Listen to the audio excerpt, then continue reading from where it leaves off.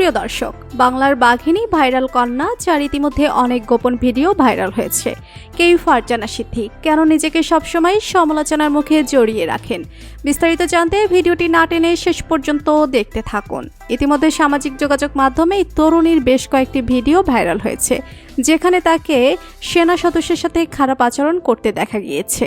খোঁজ নিয়ে জানা গিয়েছে, ঢাকা বিশ্ববিদ্যালয়ের এই শিক্ষার্থীর নাম ফারজানা সিদ্দিক। তিনি কোটা সংস্কার আন্দোলনের প্ল্যাটফর্ম বৈষম্য বিরোধী ছাত্র আন্দোলনের বিশ্ববিদ্যালয় সমন্বয়ক ছিলেন। ঘটনাটি গত 16 আগস্ট শুক্রবার রাতে বেশ কিছু মেয়ে একজন ব্যক্তিকে ধরে শাহবাগ থানায় নিয়ে যায়। তাদের অভিযোগ, সেই ব্যক্তি একজন ধর্ষক। বিষয়টি স্বীকার করে স্টেটমেন্টও দেন তিনি, কিন্তু থানা পুলিশের উপরে ভরসা রাখতে পারছিল না মেয়েরা। এরপর ছেলেটির ভিডিও স্বীকারোক্তি পেতে থানা থেকে নিয়ে যেতে চায় তারা, তবে এতে রাজি হয়নি পুলিশ এবং সেনাবাহিনী। সে কারণে পুলিশ ও সেনাবাহিনীর সাথে বাকবিতণ্ডে জড়িয়ে পড়েন এই তরুণী। সেনা সদস্যরা বিষয়টি সামলানোর চেষ্টা করলেও পরিস্থিতি আরও খারাপ হয়ে যায় যখন শিক্ষার্থীরা সেনাবাহিনীর উপরে চড়াও হয়, যেখানে দেখা গিয়েছে ফারজানা সিদ্দিক উত্তপ্ত ও অকথ্য ভাষায় কথা বলছে এক সেনা কর্মকর্তার সাথে। তবে সেনা কর্মকর্তাও ফারজানা সিদ্দিকের সাথে কোনো রকম তর্কে না জড়িয়ে পরিস্থিতি সামাল দেন। এতে করে সামাজিক যোগাযোগ মাধ্যমে প্রশংসায় ভাসছেন সেই সেনা কর্মকর্তা। জানা গিয়েছে, ওই সেনা কর্মকর্তার নাম ক্যাপ্টেন আশিক। পেশাদারিত্ব, ধৈর্যের পরিচয় দেওয়ার জন্য বাংলাদেশ সেনাবাহিনীর আলোচিত ক্যাপ্টেন আশিক সেনাপ্রধানের সাথে সাক্ষাৎ করেছেন। এ সময় প্রতিকূল পরিস্থিতিতে পেশাদারিত্ব বজায় রাখার কারণে ক্যাপ্টেন আশিককে সাধুবাদ জানিয়েছেন সেনাপ্রধান ওয়াকারুজ্জামান। অপরদিকে সেনা কর্মকর্তার সাথে খারাপ আচরণের জন্য এক ভিডিও বার্তাতে ক্ষমা চেয়েছেন ফারজানা সিদ্দিক নামের ওই তরুণী। ওই ভিডিওতে ফারজানা সিদ্দিক বলেন, আমি বাংলাদেশ সেনাবাহিনীর কাছে ক্ষমা চাচ্ছি। সবাইকে বলছি, আমার যে ব্যবহার ছিল গতকালকে শেষ 1 ঘন্টার, আমি তার জন্য খুবই দুঃখিত। বাংলাদেশ আর্মির কাছে আমি খুবই দুঃখিত।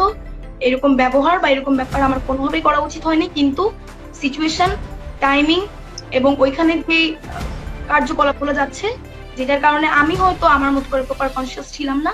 আমার নিজেরও একটা ভেতরকার অ্যাঙ্গার ছিল, আমার মনে হয় ওখানে প্রত্যেকটা মেয়েরই ছিল। আমি তার জন্য বাংলাদেশ আর্মির কাছে আন্তরিকভাবে দুঃখিত। এ সময় তার ব্যক্তিগত জীবন নিয়ে সমালোচনা না করে তার কাজ দেখারও কাজ নিয়ে সমালোচনা করার আহ্বান জানান ফারজানা সিদ্দিক। তো বন্ধুরা, বাংলার বাঘিনী নামে পরিচিত ফারজানা সিদ্দিককে আপনার কেমন লাগে জানিয়ে দিন কমেন্ট করে। আর ভিডিওটি ভালো লেগে থাকলে একটা লাইক দিয়ে চ্যানেলটি সাবস্ক্রাইব করুন। ধন্যবাদ।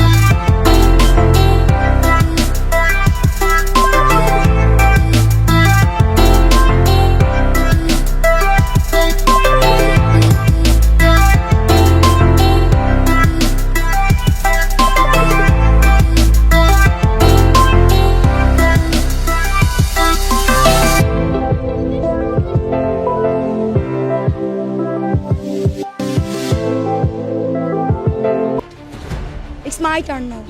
আপনি আমাকে বলেছেন তার স্টেটমেন্ট তো হয়ে গেছে, এখন আর ভিডিও করার কি দরকার? You said this to me. আমি তাকে বলছি, You said this to me. কথাটা শুনুন। আপনারা তার ভিডিও স্টেটমেন্ট নিতে চাইছেন, ঠিক আছে? আপনি বলছেন না। হ্যাঁ, আমি না বলি নাই। আমি বলছি যে তার আমার ঘরের ছেলেরা কই?